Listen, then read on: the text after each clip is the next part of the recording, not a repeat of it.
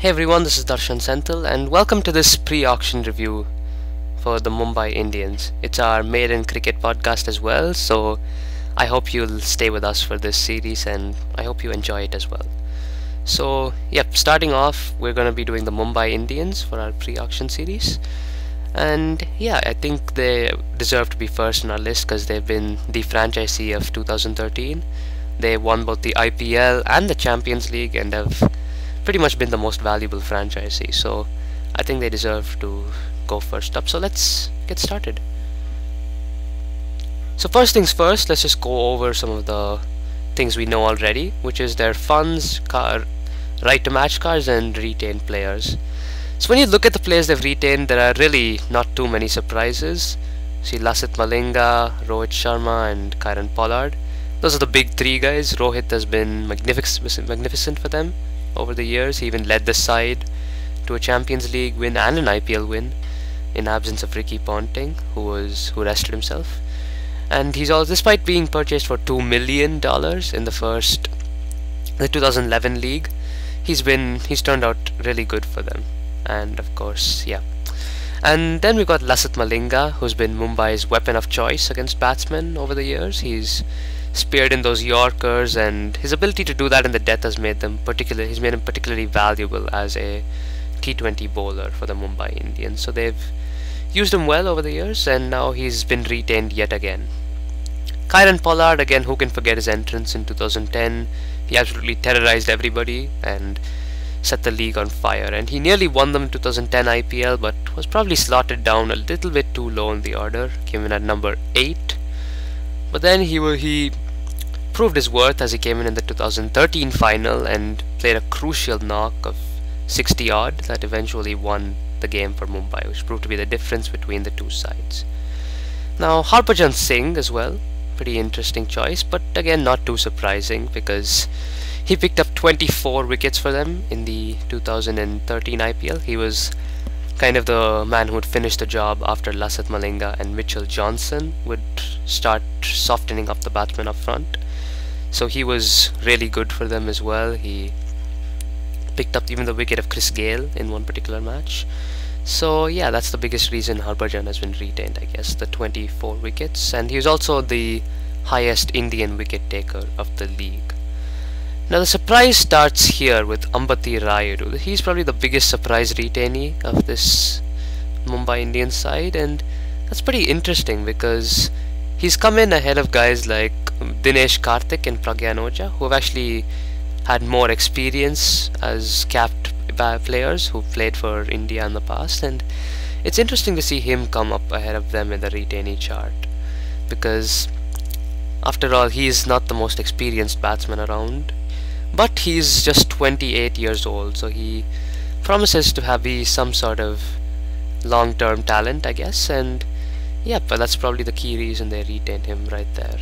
He's a promising batsman who may rock the world for them later on. So that's retained players, and they have only 21 crore left because they've retained 5 capped players. Raidu did make his debut against Zimbabwe in last summer I mean, and they've got only one right to match card left, and we will see who they can use that on in just a second. So the biggest player I think they should use that card on is Mitchell Johnson. So that's because he was in such devastating form during the Ashes, if you remember, picked up 37 wickets where no other bowler could even manage 25. That was probably the next highest. 25 was Ryan Harris, I believe.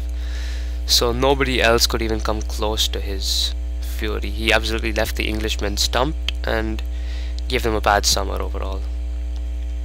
So that's why I think they should retain Mitchell Johnson. He was also one of their leading wicket takers. He took 24 wickets in the league, and he tied with Harbhajan Singh, but Budgie had a better economy rate, so hence he was higher up the line. So that's why they should retain Mitchell Johnson. Also, if he comes together with Lasith Malinga again, then only God can tell how good it'll be. So that's that. So 4 players I feel they should buy. Now, firstly, we should consider why they should get these guys. Now, the biggest thing for Mumbai is that there is no more Sachin Tendulkar. No, let's just write that down here. No Tendulkar. This could take a while.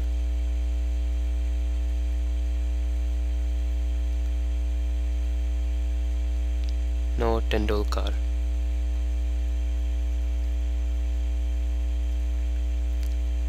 So basically Sachin's absence is going to be pretty key for them, so they'll need to find a new opening combination as well, because Sachin has been doing that for about 6 years now, and now suddenly when he's not going to be there anymore, they're going to need somebody to replace him.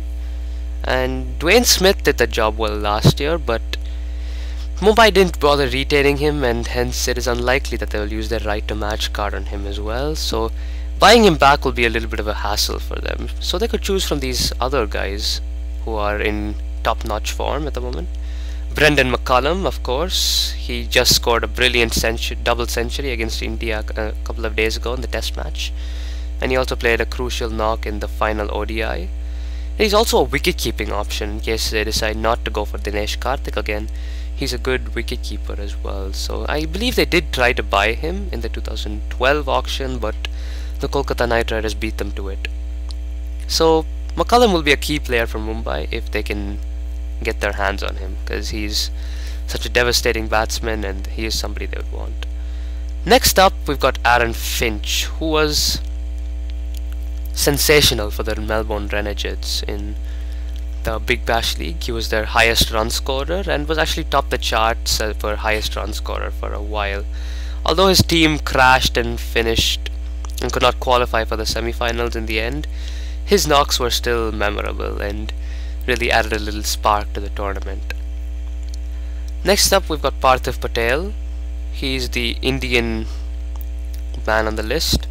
He scored 294 runs for the Sunrisers in 2013, and having him there would be pretty useful for the Mumbai Indians, because he provided them with good starts up the order, and he might be a good player to sort of at least try to fill the shoes of Sachin. Of course, that's not quite possible, but he can give it a good shot, I'll say, up front. And he also provides another wicket-keeper option, and yeah, that's the biggest thing.